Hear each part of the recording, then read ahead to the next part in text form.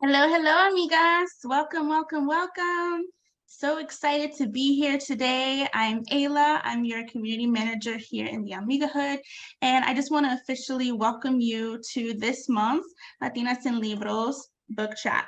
So we have a very special guest today. And really excited to conclude our summer series with yet another incredible author whose words have transformed the way that our community is represented in young adult fiction. And so today we're actually celebrating her very first adult novel, Family Lore, a story that traces the lives of each of the Marte women, weaving together past and present, Santo Domingo and New York City. Family Lore is an indelible portrait of sisters and cousins, aunts and nieces, one family's journey through their history, helping them better navigate all that is to come. So please join me in welcoming the author of Family Lore, Elizabeth Acevedo. Hi, how are you? Hi, Elizabeth. So excited to have Hello. you here. You have so many fans here in the Amigahood. So we're just really excited for you to be here. Amigas, this is an incredible, incredible book. If you don't have it, we'll drop the link in the chat. But yeah, Family Lore. So let's get right into it, Elizabeth. Thank you again for spending time with us, for sharing space with us here in the Amigahood. I'm thrilled to be chatting with you about your book. So for amigas who haven't read it yet, can you tell us a little bit more about the story? So Family Lore takes place 3 days before one of the seven characters throws herself a living wake. And it is a book about women and mothers and daughters and aunts and cousins and the ways that we learn to love and learn to enact love towards each other and towards ourselves.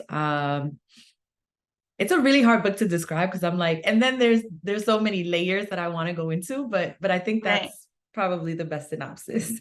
Wow. Okay. A living wake. So that's an interesting take, and it's an interesting way to like kick off the book. Your own family history informs some of the character and story development in this book. However, you make it clear that this is not a factual novel or an autobiographical fiction. So can you tell our amigas, what was your true north when you were writing this book? I um I think that our families and our histories and things that have happened to us and the kinds of stories we gather from each other can definitely serve as fodder, right? And there are little snippets in all of my books from things I've heard or seen or stories I've been told. I would say this one has I had to listen a lot more, and there was a lot more that I'm like, oh, that's an interesting anecdote. That's an interesting anecdote. And then, would kind of flesh stuff out or like, oh no, that's maybe too personal. That's not for fiction. That's, something different. So I had to show discernment. But I think my true north is often like, how do I tell an interesting and compelling story while being respectful and allowing both the people alive who are in my family and the people who are dead in my family a sense of dignity, right? I think sometimes writers can exploit their family stories, and it removes dignity from the life that they borrow from. And for me, I want it to feel like an honor. I want it to feel like anything that a family member reads and they notice and they're like, oh, that feels familiar, or like, oh, that's so and so. That it also is like, oh, and here's how she's rendered as a full, complete human, and not just as like a flat character that no one respects. Yeah, absolutely. Yeah, definitely feel that. And, with this being your first adult novel, right? Before this, you have countless books that were geared towards a young adult audience. What made you pivot and write in this manner? I I trust myself a lot as a writer. I think I have to. I don't plot, so I really do have to just like trust that I'm gonna get to the ends of the book and that characters will show themselves, themes will show themselves in the ways that I hope. But it means that with a book like Family Lore, I really had to listen to, oh, there are going to be certain things that I want to touch on in this book that just aren't for children, Yeah, right? And it's interesting because I think my young adult work can be read by adults, right? And they'll get a lot from it. I think there's something about the child in us that seeing themselves reflected back is healing. But I do think that with my adult books, I don't think it's for children, right? Like, I don't think it's the reversal. Adults can read my young adult work. I think young adults have to wait until there's a certain amount of experiences that they can bring to the text, or if they can read it with an adult. It's also just like, there's a lot of sex, right? Like there's, it's spicy in some ways. It's asking questions that I think might not be as interesting to a young person who's maybe in the now, right? And not really thinking about the future. And it is a book about how do we die well, right? I don't know that that's a question that children are asking. And so once I realized that's the question, I knew it was for adults. But to be very honest with you, like, I knew the structure from the beginning. I knew I wanted it to be a lot of stories interwoven. I knew I wanted it to be complicated. I knew I wanted it to be moments that felt messy. Like, wait, that just contradicted what she just said. Because yeah, that's how our families talk. And I imagined that that was going to be difficult for readers who maybe have less experiences reading stories that aren't as comfortable holding their hands, right? And so I knew that for many reasons, this book was going to have to be marketed as my first novel written for adults. Wow, yeah, and speaking of structure, because yeah, that is very unique. Really love how the way that the story unfolds, from the table of principal persons to the abstract at the end.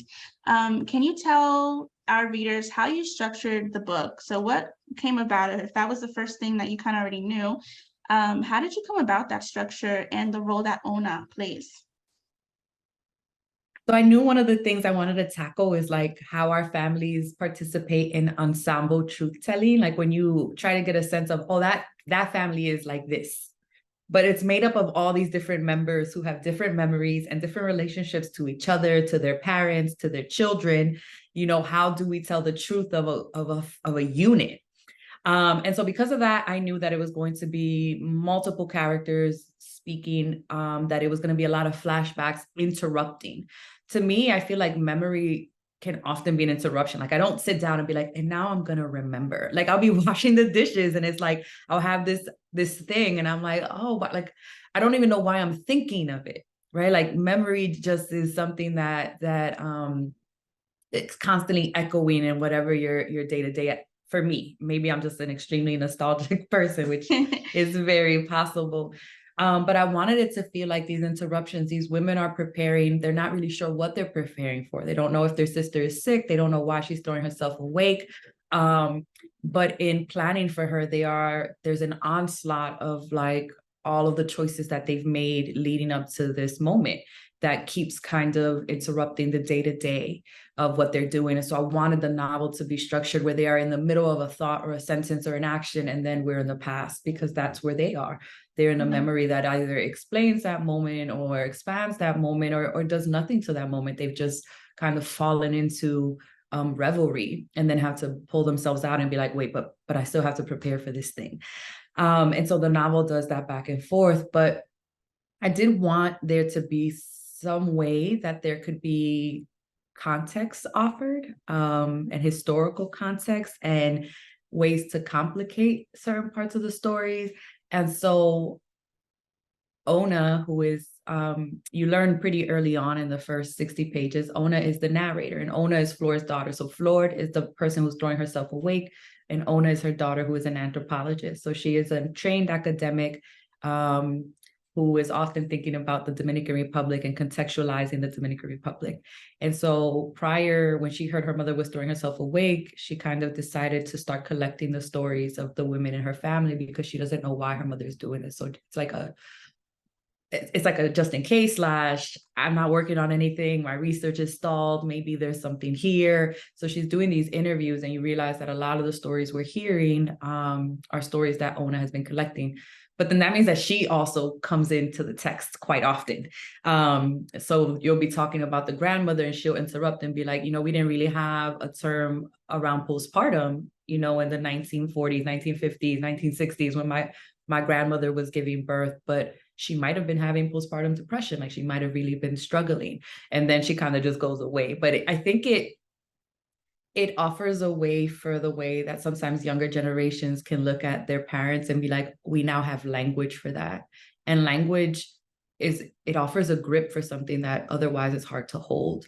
And I think a lot about what empathy towards my mom and my aunts and older generations looks like. And I think it is not just using some of the terminology we have of like boundaries and this is trauma, like using that to make ourselves feel safe, but also using it as something we can offer to them. Like, you went through something and it has a name, and here's the name, and you're not the only person who's gone through that. It has been documented, right? Like that this happened to you. And I think Ona is able to kind of do that work so that there's glue there. It's a very intergenerational story. There's a way that she's able to offer empathy in moments where otherwise I think the reader might look really harshly on some of the characters. So just like she does this weaving in and out, even as her own story with her own mother is a hot mess, right? Like it's easier for us to look outward and be like, let me contextualize this. And then for ourselves, we're like, I don't know, I don't have enough distance. Right. But I think that's such a beautiful way to write the story and to have all these different narratives interwoven. And I'm sure that this, awakens something in you too, and thinking about your own relationships with the women in your family. So I'm wondering if you can kind of talk about how did that affect you personally, and also you now being a mother. How did this impact, the way that you think about the way you're mothering and just all of the different interwovenness in your own life? Yeah. I think there was an impact in just how much I began reaching out to my mom. This book I talk to my mom every single day, right? So it's not like I don't reach out. We talk all the time. But it's like, how are you? God bless you. How's the baby? Like it's very straightforward. But when I was writing this book, I mean, you have to imagine it. I really began sitting down, hunkering down and working on it May 2020. We're in the middle of, or the very beginning of, the scariest parts of the pandemic. We still don't have a vaccine. My parents live in New York. It was terrible in New York. The Latino community in New York didn't get a lot of information as early as they could have in terms of what they could have been doing. So I was constantly calling my mom and like translating, like, here's what's coming out, here's what's being said. Eventually, they were getting the same information, but early on it was difficult to kind of convince them. Like I'm thinking March and April, like stop going outside, like wear a mask, like I'll get food ordered, like don't just sit down for a second, right? So I'm working on this book, and I'm also so hyper aware of my elders in a way that I hadn't had to be, like the day-to-day, what is happening and what is your well-being and what do you need.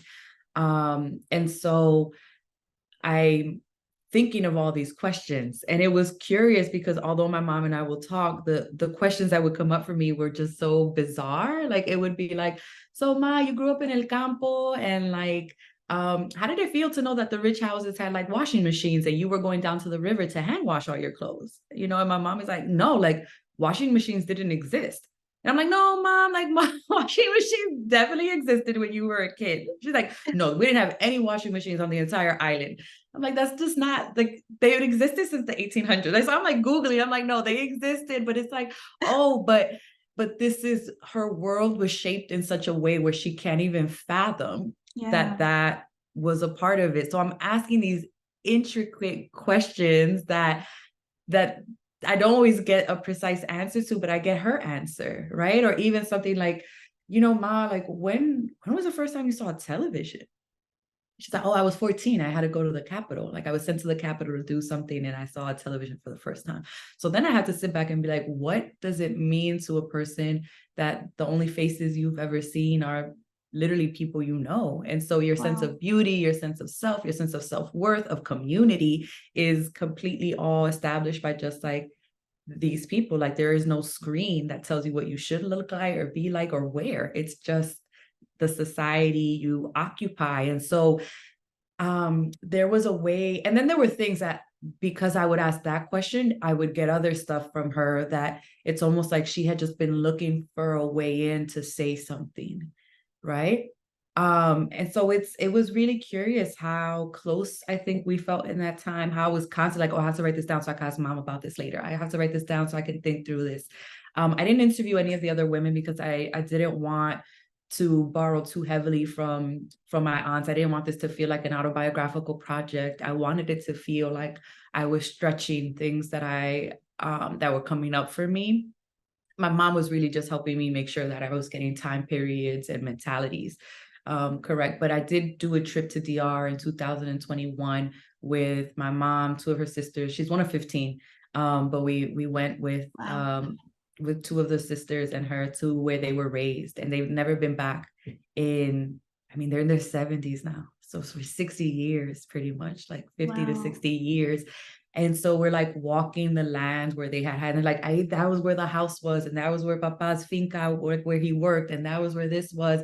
And then these like just like elders came running, and they were like, oh my God, we used to play together when we were kids, but they're all like 70 now. And just like Oh this my goodness. moment of joy and of reflection. Like I think a lot of this didn't end up in the book, but my being able to witness what asking these questions and be like, I want to go back to where you were raised. I want to see where you remember your young adulthood.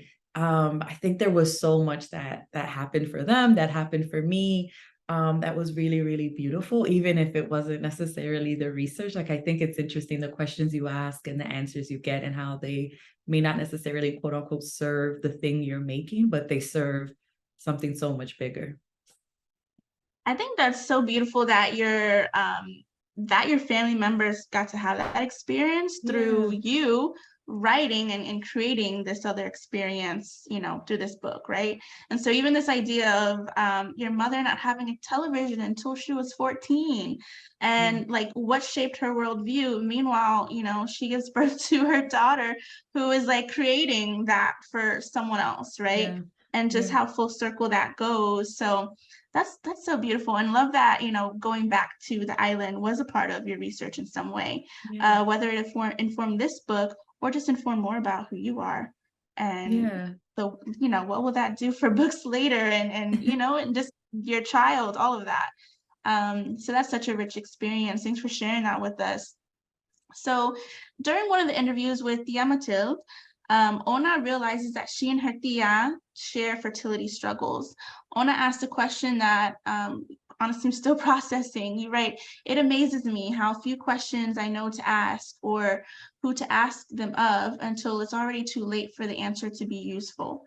How do lineages of women from colonized places, where emphasis is put on silent enduring, learn when and where to confide in their own family if forbearance is the only attitude elevated and modeled? So that's on page 137, amigas, for if you have the book. So wow, what a powerful statement. Can you tell us about how the women in this book answer this question? What did you hope the reader would walk away with when you included this question? Um, I think one of the many projects of this book is inspecting silence. There's a Mm, lot of moments where there'll be entire paragraphs like, oh, she says da da da da da da da da, and then it'll end with, but she didn't say that. Like she mm, can't say that out loud, right? So you yeah. get the monologue the character would say if they felt they could speak it, but then it's like the pulling back. I and so I think the question of like how do we write the gaps of what we don't know, of how our histories, of what we do or don't say, how do we know what questions to ask, what questions will be given the answer, where our family members literally can't look at something, and so they can't give you something that feels satisfying because it's too hard, or memory is difficult, or like um they just don't feel like that's an important thing to tell. I think that this question is one that I hoped would resonate, because for so many of us it's like we know our mothers or the women in our families as strong people. They never cried where we could see them. They didn't wail their problems. They endured. And there's something about that we are told is is formidable and something we should respect. But I think everyone is kind of inspecting the trope of like the strong Black woman, or the trope of the strong, insert any of us from the African diaspora, like what we've been told is what we should model. I think it's harmful.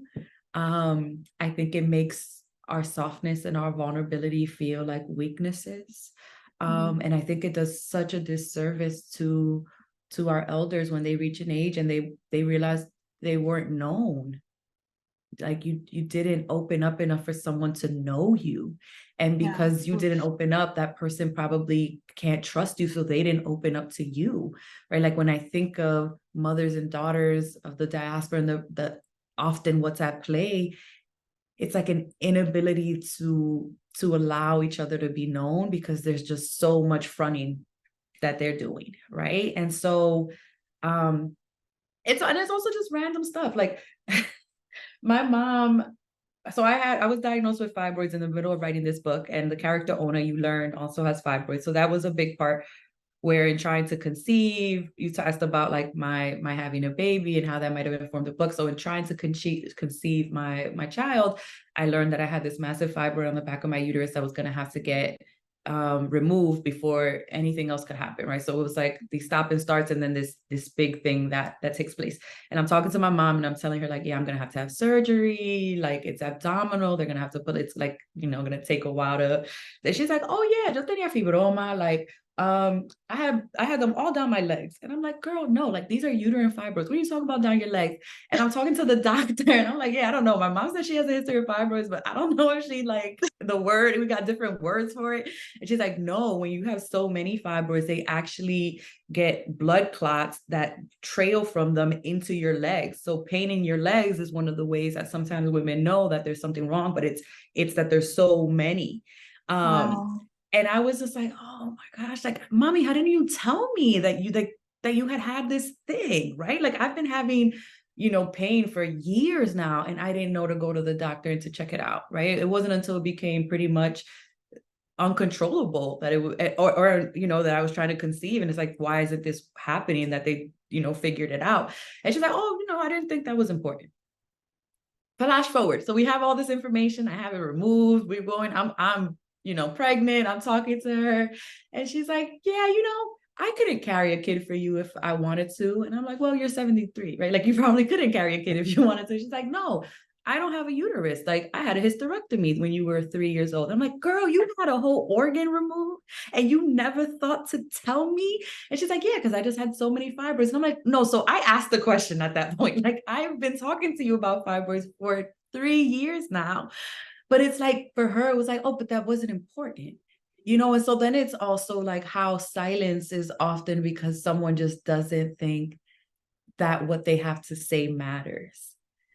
Right. And so how do we let the people we love know, like, there are parts of you that they matter to me. They matter to me, even if you don't think it's super important, even if you don't think like it's knowing you and what you've been through and what, like, a part of your body was taken out of you, like that matters. And so it's curious that I had already written so much of this book, and that question was already in the book, and yet I am still living through that question with the women in my family of like, what does it mean to just talk more in ways that feel trusting and let yourself kind of open up. I don't know, I feel like I went on a little tangent there, but I'm so amazed by how much people we love can hold, because they just don't think, we want to hear that. My goodness, I have goosebumps right now, and I'm like getting emotional because, wow, yeah, you really think about that. Like, who in our family, when you really think about family, like who do you really know? Like, do you know your parents truly? Do you know your grandparents, your aunts, your uncles? Do you really know them? And then how do you begin to ask those questions? What do you even want to know? It's like, how do you one, create a space where they feel safe enough to peel back layers? And also, is it my responsibility to create safety for them? It's just so many Yeah. things to consider. So I'm wondering, how do you start those conversations? What have you found is the best way to be curious? And what do you do when you do hit a wall? Do you just kind of let it go? Do you try and go through a different door? How does that Yeah. work?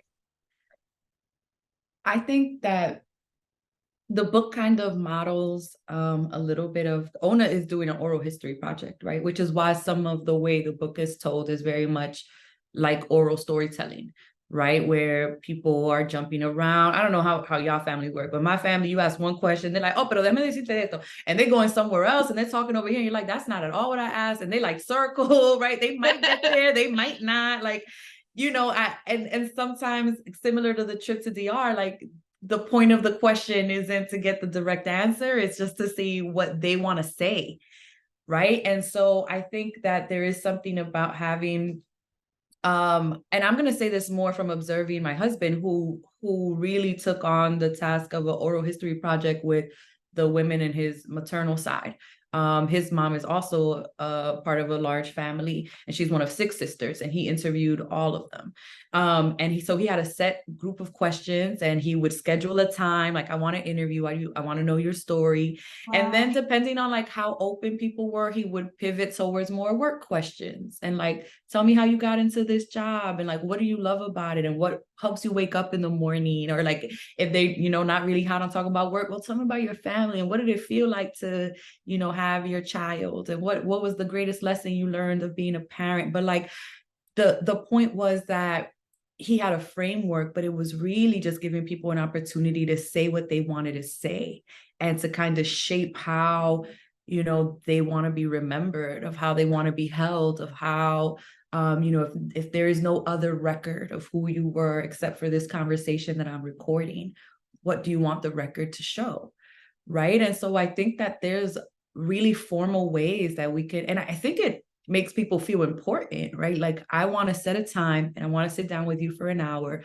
I'll buy your cafecito and like just ask you some questions, right? And then being sensitive enough to know that the questions don't matter, right? You want to ask open-ended questions. You want to ask questions that allow for a lot of room to speak. You want to come as non-judgmentally as possible, right? So you don't want to be like, well, actually, your sister told me, da da da da. You right? You want to like hold it in that Yeah. space, and then just see what folks say.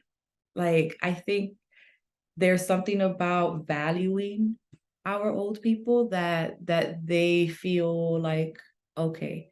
But also, I think people reach a certain point in their life where they're taking stock of, things I might not have said 10, 20, 30 years ago, I might say today, because otherwise it's going to die with me. And, some of our family members might just be vaults and they're like, that's what I want to happen.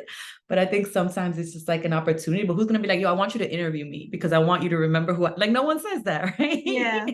So I think it's on younger generations to make the offer, and maybe not to everybody, but like, who is your favorite family member? What does it mean like to sit with them and take an hour and be like, I just want to ask you questions so that when I tell my whoever is coming after me, my nieces, my nephews, my children, my puppies, about you, I have something to call back on. And I think we have to preserve our stories. We have to, especially if we come from communities where we don't have these traditions of books, of journals, of the written language. When we come from communities where we are from song and from dance and from stories, those of us that have the ability for preservation, I think it's critical that we start doing that work. So I'm saying this So to myself beautiful. too. I Yeah, wrote and the I'm novel, but taking now I'm this like, in. dang, I gotta document. Now I'm like, I should have. Not I should have. It was a separate project, but now I would like to interview some of those aunts, knowing that it won't be for the book. It's just for the family. Yeah. Yeah. Oh, I'm feeling so inspired. Oh, I'm like in good. my head, like, okay, when am I gonna start this project? That's so beautiful. And like for your husband to have taken the initiative to do that with, Yeah. the matriarchs in his family. Yeah. Yeah, I hope that all of you amigas are thinking about ways that you can preserve the stories in your own family too, because it also informs who you are. You know, it really does Yeah. inform where you come from and who you come from. It does inform who you are now. It doesn't have to inform where you're going, right? That's up to you. Yeah. But it is powerful to know, right? Oh, these are the shoulders I'm Yeah. standing on. And I'll add that I think I feel at times like I have so few ancestors that I know to call on. And I'm someone who has really gotten more into ancestor worship. So whenever I say grace over food or whenever I'm praying or I'm really hopeful about something, like I call on my ancestors. When I do a presentation, I'm like, please come into the room with me, please hold me, please allow me to be open, right? Like I pray to them. But I don't have a lot of names, right? I have Yeah. like, two, like an abuela, an abuelo, and then like a bisabuelo whose name I know. So it's a really small pantheon of ancestors.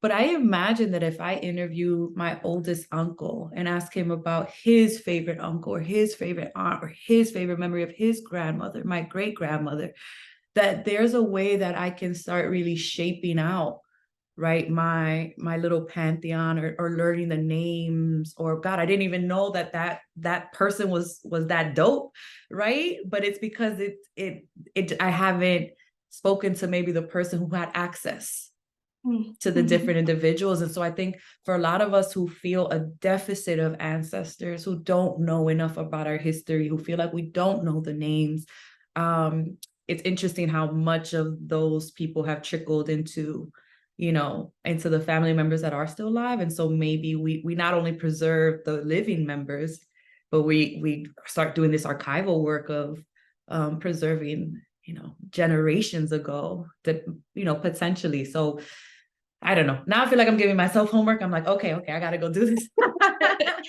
Wow. Yeah, it really does make you think differently about time, how much time you Yeah, have here in this lifetime, how much yeah, time the ones you love, because you think you have so much time, right? yeah, So it just makes you think differently about how you want to approach these relationships, how you want to cultivate them, and what you want to do while you're here, because eventually we're all going to be ancestors too. right. So what are we leaving behind about ourselves, but also doing this archival work, it's helping those coming after us to have more of an idea of who they come from as well. Mm, And Lindsay actually makes a good point in the chat. She says, it makes me think about how to preserve language in order to share these stories. My Spanish is okay, but makes it harder to ask deep questions to Spanish speaking family members. And I totally relate to that too. Like that language barrier.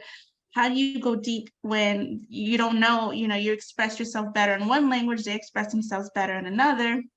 How do you still find that connection? And that's kind of not necessarily towards you, I'm just saying out yeah, I was loud, like, but oh. but yeah, it makes you Yeah, think. yeah. And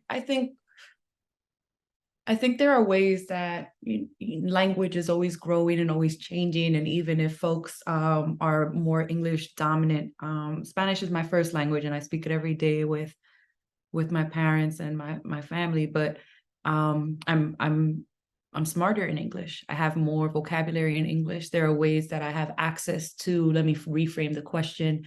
That in Spanish, it's just so limited what I'm able to say. And so that there's a frustration there for me in not feeling like I can make myself understood clearly, the way that literally my life in English is all about making my thoughts and ideas understood, right? And then in Mhm. Spanish, it's so frustrating because I'm like, I don't have these words, right?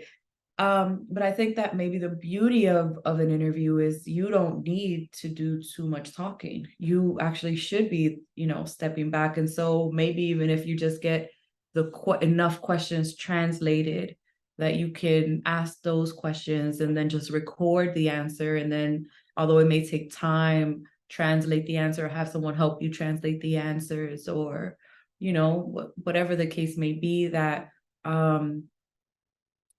how is there a way to work within how much access you have?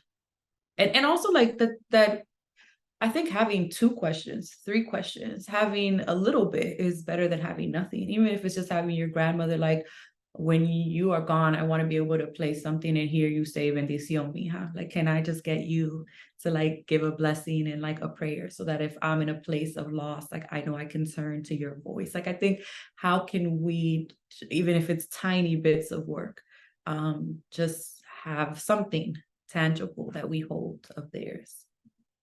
So I think it can fluctuate for different people. Absolutely. Okay. I mean, am I the only one on the verge of tears right now? This is such a rich conversation. We're going to start audience Q&A shortly. So whatever questions you have, drop them in the chat.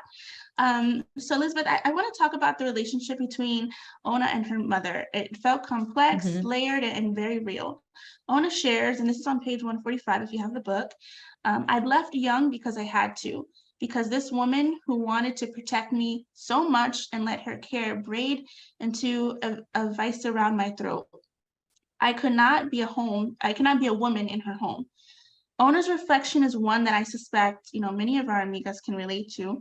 Can you share with us more about their relationship and how Ona navigates this loving but complicated connection? Yeah. I That think mother Ona, wound. yeah, the mother wound for sure. I think that folks who have read the Poet X will probably see that the mother daughters, that's probably the closest parallel of within my work of thinking through mothers who see so much of who they are reflected in their daughters, or mothers who feel like their saving face or their choices have to be justified by the lives their daughters are leading. And so there's an enmeshment at play that doesn't really allow either person to be an individual. And I think this book in particularly is thinking a lot about how our mothers wound us in trying to protect us, or how they wound us in trying to do what's right for us, right? And so I wanted, because because you get Ona and you get Flor, you see the way that they view a situation either the same or differently. You see how much they both want to be close to each other and just can't figure out, right, the right way to say something, the right way to do something, the right question to ask. And so there's this yearning of, I wish you could hold me, I wish I could be held by you. But there's also this repelling that happens, because it's like, oh, and then I show up and I want you to hold me, and instead of holding me, you like start criticizing my hair, you want to start talking about this, that, and the third, or you don't ask the question that I think is most important. And instead of me just telling you, I'm like, oh, she doesn't care, she doesn't ask, right? So like, I thought it would be an interesting demonstration of some of the relationships that I've seen, and also, a practice in empathy. What does it mean to have to take on the voice of the mother and her inability and yet desire? And it made me soft towards both characters, and I hope it makes readers soft towards both characters. Family Lore comes out in Spanish in November. One of my big hopes for this book, when I was advocating it for it to be simultaneously published in English and Spanish, is that mothers and daughters and aunts and nieces can read it together and maybe think about where they see themselves reflected, and have some of these hard conversations. Like, maybe you did raise the softness out of me in some ways, and how can we talk through that? Yeah, as I'm listening to you speak and reading the book, this is definitely one to read with others in your family. So congratulations on that, on getting this published in Spanish. That's huge, period, just for our culture to have these stories in both languages, but especially a story as nuanced as this one. I can imagine it's going to be so healing for those who choose to read along with, the women in their family and people in their family. So I do want to talk about another character in your book. So there's so many beautiful threads to explore, right? And one of them is Ant's story. In a society where many brown and black men are locked up and erased from culture, I love that you include his character. You humanize him, his experiences, while also providing some historical context for why men might end up in the juvenile justice system. Can you tell us a bit more about Ona's take on gangs? So Ant is Yadira's love childhood love who gets incarcerated when they're both teenagers, admittedly for being a part of something horrible towards another teenager. I grew up in the 90s, 2000s, and so there were a lot of neighborhood gangs that were popping up. There were a lot of the more established gangs that had existed for a while. There were the imitations of their most established gangs. And it was just really difficult to think about safety and think about where we find home, you know, when you're a young person and you don't feel like your parents can protect you from these larger threats, right? Like, I don't know. I don't know any young man when I was growing up who was going to go home to their mother and be like, so-and-so is trying to recruit me to be a drug dealer. Like, you know, like, what is your, like, I think so many of us are like, what is mom going to do? Like she's stressed. She got work to do. She got like, what is that going to do? But stress her out. And so, so many young people, I think, just turned within themselves or towards each other to try to find safety. And, you know, Ona's take or Ona's perception is the many iterations of what it looks like to form and organize groups of people in order to push back against whatever societal thing. And so she doesn't compare, but she is there's this long passage when she's talking about Ant where she's thinking through the first maroon colony that was founded in the Dominican Republic. In a maroon colony, for those who don't know, cimarrones, right, are like those are enslaved people who escaped and would create communities. And there is theory that there were maroon colonies in DR in the Barauco Mountains, that particular the first rebellion on this side of the world was at Christopher Columbus's son's estate. Diego Colon had a sugarcane mill, and Black folks were like, no, we're not doing this anymore. And specifically when this group came from Senegal, they were like, we are not going to be enslaved, and they rebelled. And you know, people think they might have escaped to these mountains. So Ona is thinking about what does it mean to rebel against whiteness, to form groups, and then like loosely thinking about like gangs. The mentality of a gang is we are pushing back against something. We have a safety in numbers. We can protect each other. And how you can get recruited into something, you know, because you just think this is a safer option than being on my own.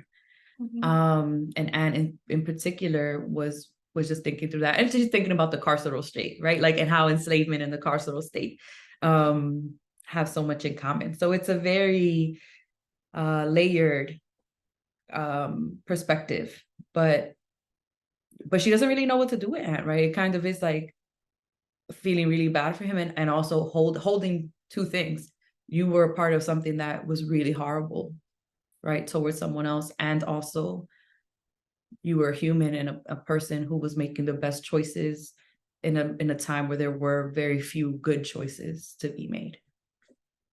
Wow. And that's powerful. And I also want to acknowledge the fact that you have these historical contexts within the book, right? Because how many people really know about los cimarrones? How many people really know that history, especially in the Dominican Republic, where there's so much anti-Blackness and so much erasure? And for you to include this, you know, it's like hey, actually, no, we existed. This is part of our history, and we need to acknowledge that. And also talking about the power of community, you know, whether it leads you down a positive path or a negative one. Either way, being in community and seeking that personal safety isn't it an innate need that we have as human beings, right? So how do we nurture that in ways that push us, propel us towards something that's good for us? Right. So powerful.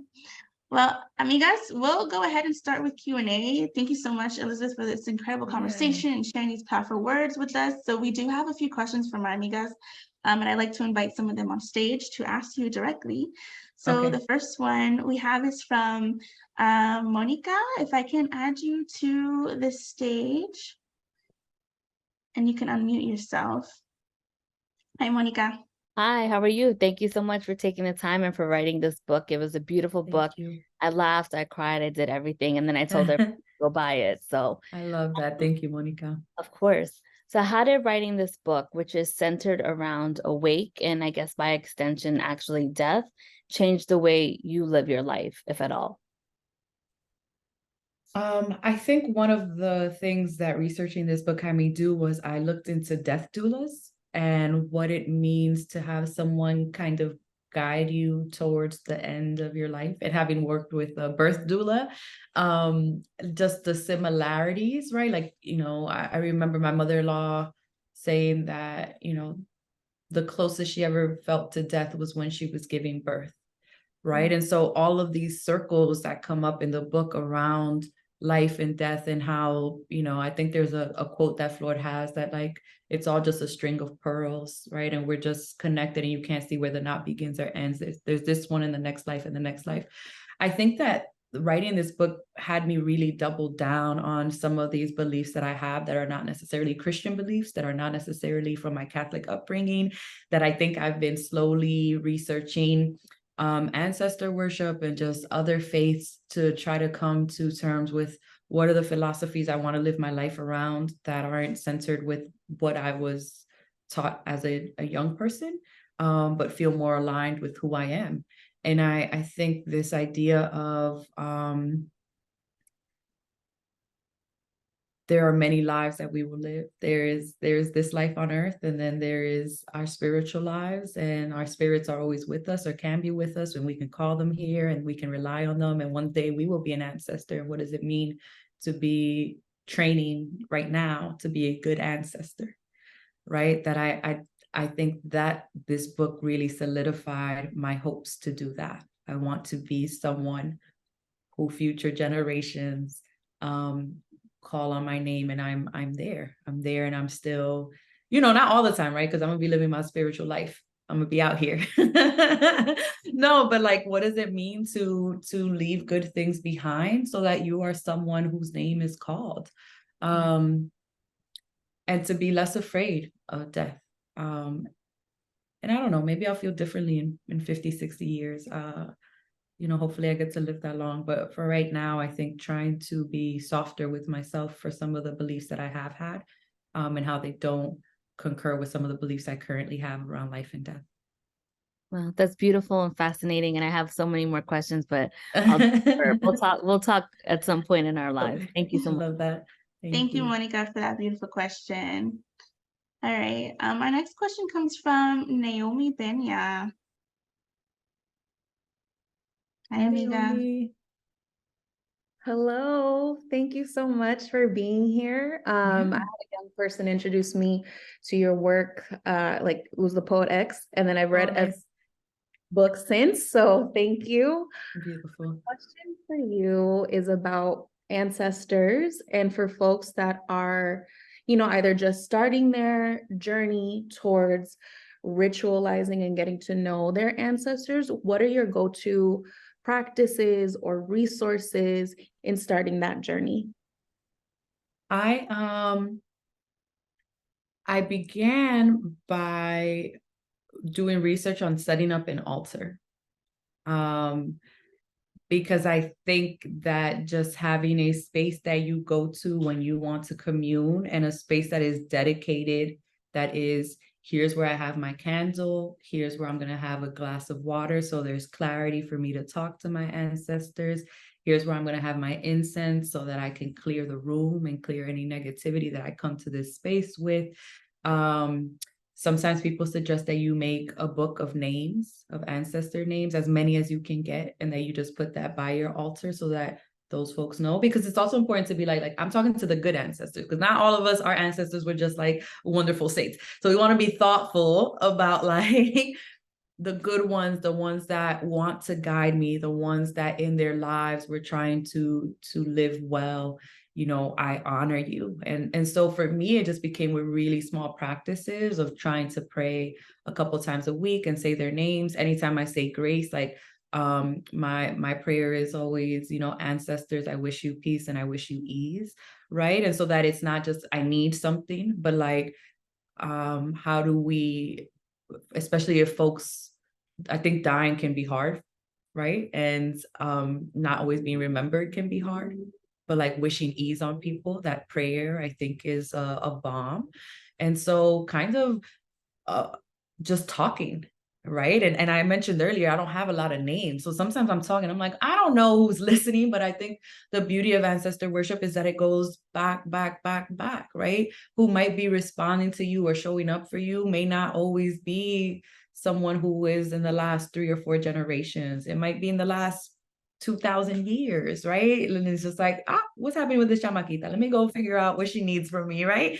And so that I think the looseness of whatever tradition you're working within, just knowing that ancestor veneration is just loving up on your dead, right? But I do find it helpful to maybe find the tradition that you do feel aligned to, right? I think that if you are of Mexican descent, the way that you make your altar might be a little different. The way you pray might be different. The days that are where it might be easiest to communicate might be different.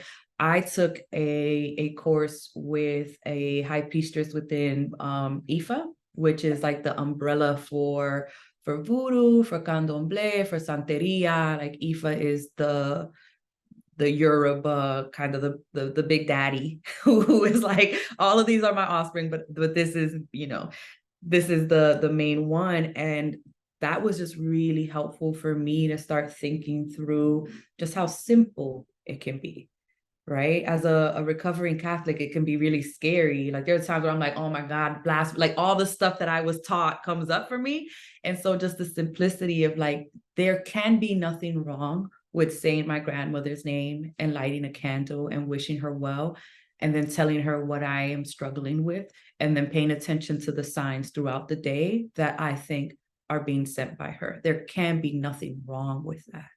Right. And then I expanded from there by taking different classes. So find the tradition that feels good to you, set up an altar, and just as often as you can, just like make it a practice to just call on your ancestors. And when you have nothing to call on them for, just wish them well and pray for them and say their names. Yeah. Thanks, Naomi, for this question. And thank you, Elizabeth. That's a beautiful response. Yeah, it really is. It can all be so simple. Sometimes we complicate things. We complicate things and think that, we don't have access to this internal wisdom, this knowledge, but it's literally in our blood. It's literally in our blood. You just take that step to make that connection. And, make it feel good to you, right? I think sometimes we think that we're innately wrong, because of colonialism, because of, just how we grew up, this like thought that's been embedded in us that we just are innately wrong with the steps that we take. But when it comes to matters of the spirit, you can't be wrong. You really can't. You've got to trust. You got to just trust yourself and trust that as much as you want to connect, they want to connect too, right? As much as you want to remember them, they want to be remembered as well. Right. Exactly. Well, thank you so much, Elizabeth, for sharing space with us today. I know we're at time. Congratulations again on your first adult novel. We are so excited to dive into family lore and the Latinas Linguas Book Club, and we just thank you for chatting about it with us here in Amigahood. So thank you, amigas, also for showing up in this space and making Elizabeth feel welcome in our community. These monthly chats are always a treat, and your insightful questions add so much to the conversation. So there's a direct link in the chat for you to purchase Elizabeth's book from the Fabian Flores Bookshop. Thank you again. And we look forward to getting the Spanish version in November as well, so we can read along with our family members. Love it. Thank you, Elizabeth. All right, amigas, I appreciate you all care. so much. Take care.